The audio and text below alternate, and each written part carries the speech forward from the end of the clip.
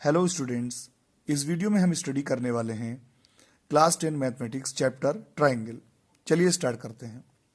सबसे पहले बात करेंगे सिमिलरिटी के बारे में। तो कोई भी दो पॉलीगॉन्स सिमिलर तब हो सकते हैं जब उनके कॉरस्पॉन्डिंग एंगल्स इक्वल हों और उनकी कॉरस्पॉन्डिंग साइड्स का रेशियो बराबर हो, जैसे कि यहाँ पर डेफिनेशन में लेफ्ट साइड में दिया हुआ है। तो यहाँ पर हम इसके एग्जाम्पल के लिए दो क्वाड्रिलेटरल ले लेते हैं जो कि एनसीईआरटी में गिवन है। हमारे पास ये दो क्वाड्रिलेटरल हैं।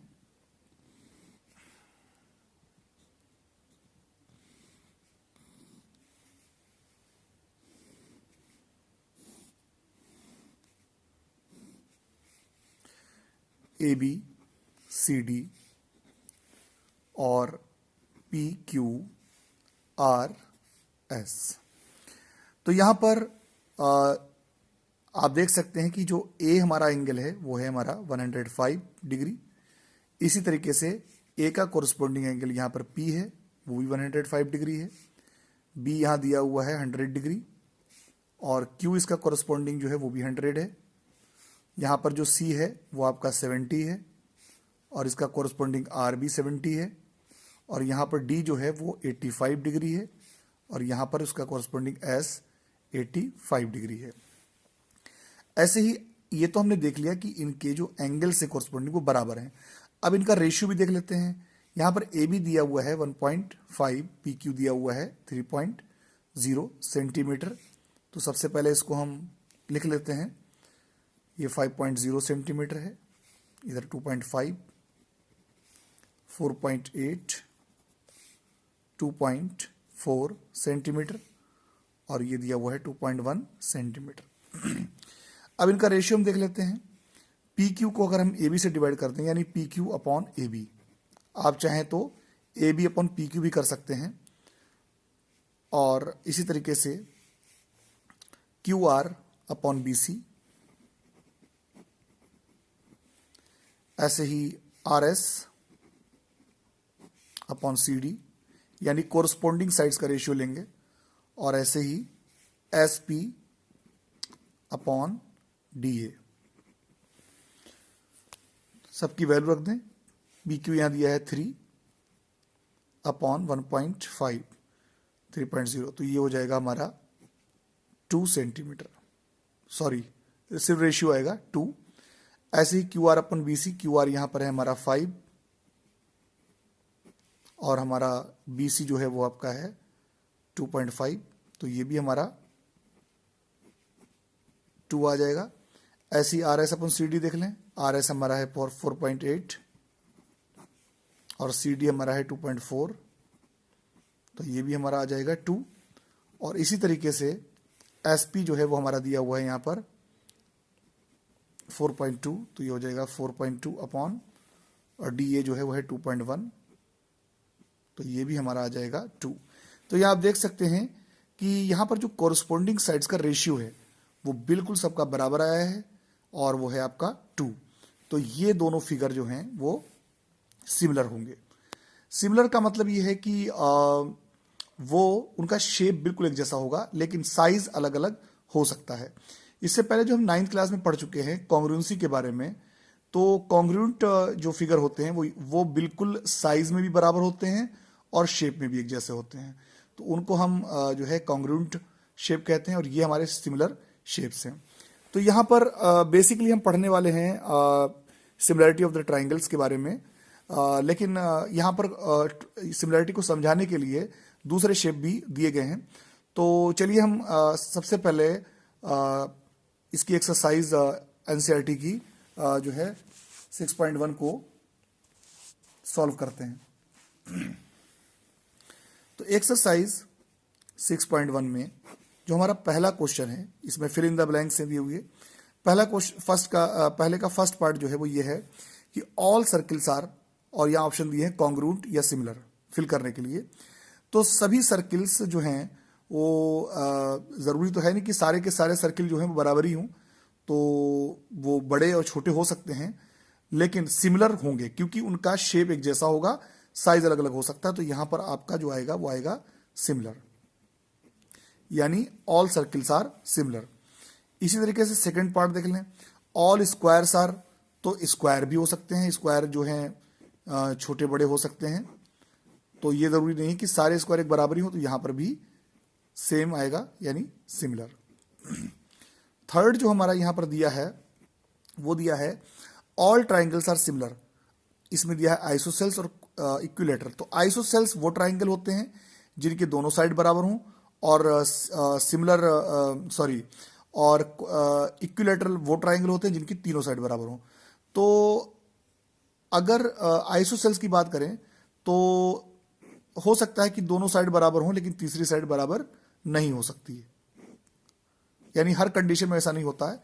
लेकिन अगर हम इक्विलेटरल ट्राइंगल लें तो उनकी तीनों जो साइड होंगी उनका रेशियो और कोरस्पोंडिंग रेशियो और उनके एंगल्स वो बिल्कुल बराबर होंगे, तो यहां पर आएगा इक्विलेटरल ट्राइंगल।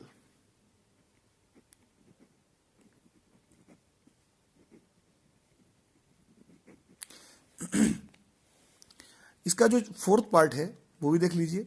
ये कह रहे हैं two polygons of the same number of sides, यानी दो पॉलीगॉन्स हैं और जिनमें नंबर ऑफ साइड्स जो है वो सेम है, तो वो सिमिलर होंगे। तो उसके दो पार्ट दिए हैं ए। फिर उसमें कह रहे हैं देयर कोरस्पोंडिंग एंगल्स आर, तो देयर कोरस्पोंडिंग एंगल्स क्या होने चाहिए, इक्वल होने चाहिए। And B their corresponding sides are क्या होने चाहिए, प्रोपोर्शनल। तो बी पार्ट में आएगा प्रोपोर्शनल। अगर वो इक्वल हो जाएंगे वो भी, तो वो फिर कॉन्ग्रुएंट हो जाएंगे। अब हम आते हैं दूसरे क्वेश्चन पर। जो हमारा सेकंड क्वेश्चन यहां पर दिया हुआ है वो है give two different examples of pair of. ये कह रहे हैं दो पेयर एग्जांपल दीजिए पेयर का, यानी जोड़े का फर्स्ट, दूसरे का फर्स्ट जो है सिमिलर फिगर्स। तो सिमिलर फिगर्स में अगर हम देखें तो जैसे कि हमने देख लिया, दो स्क्वायर ले लें, वो उनका शेप सेम है, शेप यानी दोनों का शेप स्क्वायर है मगर साइज अलग अलग है, तो ये आपके सिमिलर फिगर हो गए। और नॉन सेकंड में जो है ये पूछ रहे हैं नॉन सिमिलर फिगर। तो नॉन सिमिलर फिगर में क्या हो सकता है, एक ट्राइंगल ले लें आप और दूसरा स्क्वायर ले लें, तो ये आपके नॉन सिमिलर फिगर में आएंगे। तीसरा क्वेश्चन ये इसमें दिया है कि नीचे दिए गए जो फिगर हैं यानी कि क्वाड्रिलेटरल्स वो सिमिलर हैं कि नहीं। तो हम देख लेते हैं। एक यहां पर देखने में पता चल रहा है कि वे सिमिलर नहीं है, क्योंकि एक इसमें बेसिकली दिया हुआ है रोम्बस और दूसरा हमारा जो है वो है स्क्वायर।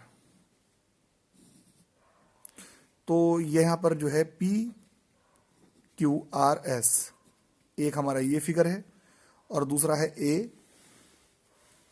B C D.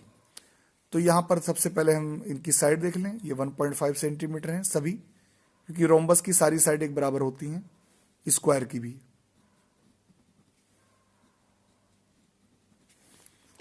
और इसमें दिया हुआ है 3 सेंटीमीटर। स्क्वायर की भी सारी साइड बराबर होती है, तो 3 सेंटीमीटर ये सारे साइड हो जाएंगी इसकी। तो आप सबसे पहले देख लें, और इसका जो एंगल है वो 90 डिग्री दिए हुए हैं सारे, क्योंकि स्क्वायर के सारे एंगल 90 डिग्री होते हैं। तो यहां पर आप देख सकते हैं कि इनका रेशियो तो सबका सेम आएगा। जैसे A B upon P Q corresponding अगर हम साइड का रेशियो ले लें तो A B upon P Q और B C upon Q R, C D upon R S और D A upon S P, तो सब जो है वो आपका 2 निकल के आएगा, यानी कि 3 अपॉन 1.5 इक्वल 2। तो कोरस्पोंडिंग जो साइड्स का रेशियो है वो तो सेम है, लेकिन एंगल सेम नहीं है, क्योंकि स्क्वायर के एंगल जो होते हैं वो 90 डिग्री होते हैं, रोम्बस में नहीं होता ऐसा। तो इसीलिए ये दोनों शेप जो हैं यानी कि दोनों क्वाड्रिलेटरल जो हैं वो आपके सिमिलर नहीं है। अब हम बात करेंगे जो हमारे चैप्टर का जो मेन पार्ट है यानी कि सिमिलरिटी ऑफ ट्राइंगल्स की। तो फिलहाल हमने जो पीछे पढ़ा है अभी कि किसी भी शेप का जो सिमिलरिटी का जो क्राइटेरिया है वो ये है कि जो शेप हैं उनके एंगल्स, कोरस्पोंडिंग एंगल्स बराबर होने चाहिए, और साथ में साइड जो है उनका रेशियो, कोरस्पॉन्डिंग रेशियो जो है, कोरस्पॉन्डिंग साइड्स का जो रेशियो है वो सेम होना चाहिए। तो ट्राइंगल में भी वही चीज है कि दो ट्राइंगल जो है वो तब सिमिलर होंगे जब, जैसे हमारे पास एक ट्राइंगल एबीसी है, दूसरा PQR है, तो मान लीजिए ये है 60 डिग्री, ये आपका 40 डिग्री है, और ये आपका 80 डिग्री है। तो A और P, तो P A का कॉरस्पॉन्डिंग, ये भी 40 डिग्री होना चाहिए, ये भी 60 डिग्री होना चाहिए, और ये भी 80 डिग्री होना चाहिए। और साथ में रेशियो, जैसे ये 2 है, ये 4, और इसी तरीके से यहां पर मान लीजिए मैंने अपने पास से बनाया है, तो हो सकता है कि इसमें मतलब ये परफेक्ट ना हो, लेकिन मैं समझाने के लिए बोल रहा हूं। तो ये 2, ये 4 है, ऐसे ये 3 और ये 6 है, और इस तरीके से ये 4 है और ये 8 है।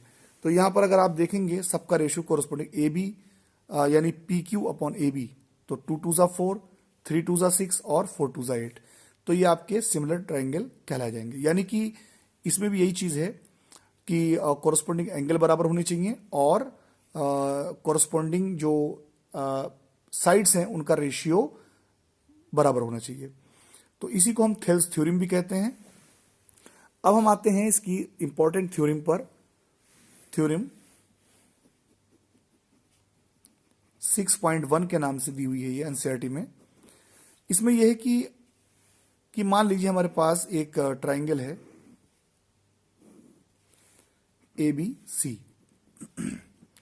तो ये थ्योरम कह रही है कि अगर एक लाइन जो कि किसी एक साइड के पैरेलल ड्रॉ की जाए, और वो दूसरी जो दो साइड्स हैं, मतलब तीसरी साइड के पैरेलल हो, और दोनों साइड को, तीसरी साइड को छोड़कर जो दो साइड्स हैं उनको जो है अलग अलग पॉइंट पर कट करे, तो ये जो लाइन होगी जो कि पैरेलल होगी, यानी कि पैरेलल लाइन हमने ड्रॉ करी, मान लीजिए ये पैरेलल हमारे पास है DE, तो ये पैरेलल लाइन हमने एक थर्ड लाइन के जो है पैरेलल हमने खींची, और ये बाकी दो लाइन AB और DC को कट कर रही है D और E पर।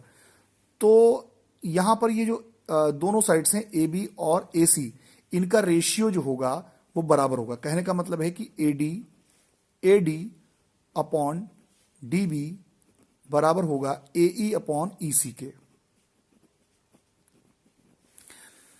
अब थ्योरम 6.1 की जो कन्वर्स थ्योरम है वो भी समझ लीजिए, उसको है थ्योरम 6.2 के नाम से वो दी हुई एनसीईआरटी में। तो उसमें यह कहा गया है कि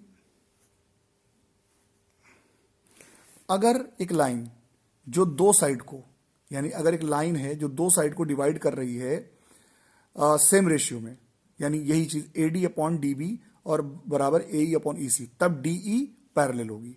तो ये दो तरीके से कहा जा सकता है कि अगर पैरेलल लाइन खींचा जाए किसी तीसरे साइड के, तो बाकी दोनों साइड को वो पैरेलल लाइन इक्वल रेशियो में डिवाइड करेगी, या हम ऐसे भी कह सकते हैं अगर कोई लाइन दो साइड को कट कर रही है और वो लाइन दोनों साइड को इस तरीके से कट कर रही है कि उनका रेशियो बराबर है, तो वो लाइन तीसरी लाइन के पैरेलल होगी। कहने का मतलब ये है। चलिए अब एक्सरसाइज करते हैं इसमें।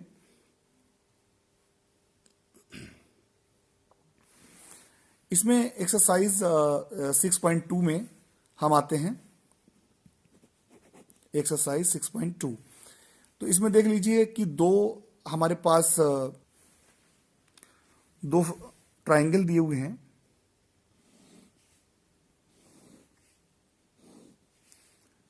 ABC, और एक और है हमारे पास ट्राइंगल ABC, और ये कह रहे हैं कि एक लाइन जो है DE है,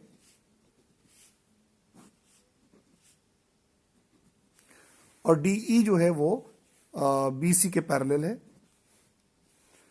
तो ये कह रहे हैं कि इसमें आप फाइंड करें EC को, इसको फाइंड करना है, और दूसरे में AD को फाइंड करना है।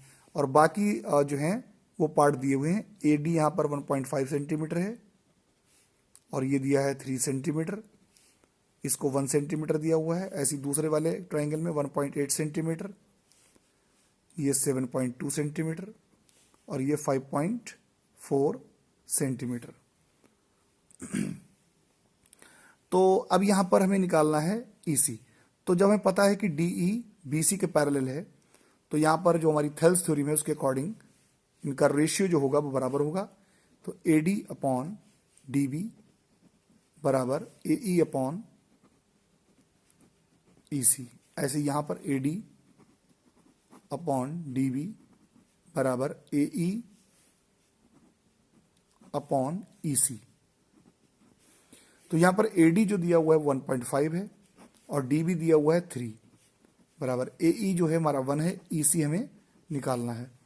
तो ये हो जाएगा 15 1 जा 15, 15 2 जा 30, तो 1/2 बराबर 1/EC क्रॉस मल्टीप्लाई कर लेंगे। EC equal to 2 centimetre. ऐसे यहां पर देख लें AD हमें निकालना है तो इसको एज इट इज रखना है। AD DB हमारा है 7.2 और AE जो है हमारा 1.8 और EC हमारा है 5.4। तो ये हो जाएगा 18 1 जा 18, 18 3 जा 54। तो AD बराबर आ जाएगा AD upon 7.2 equal to 1/3 cross multiply कर लेंगे। तो AD इक्वल टू AD यहीं पर रहने देंगे बराबर 7.2 यहां चला जाएगा 7.2 अपॉन 3। तो यहां पर हम डिवाइड कर दें इसको। 3 2 जा 6, यहां रिमाइंडर बचा 1, 3 6 जा 12 और डेसिमल पॉइंट के बाद एक डिजिट है तो ये रख दिया हमने। तो ये हो जाएगा 2.6 सेंटीमीटर। तो उम्मीद है कि आपको ये समझ में आ गया होगा और बाकी क्वेश्चंस को मैं दूसरे वीडियो में सॉल्व करूंगा। आपसे रिक्वेस्ट है कि वीडियो को लाइक करें और चैनल को सब्सक्राइब करें। Thank you.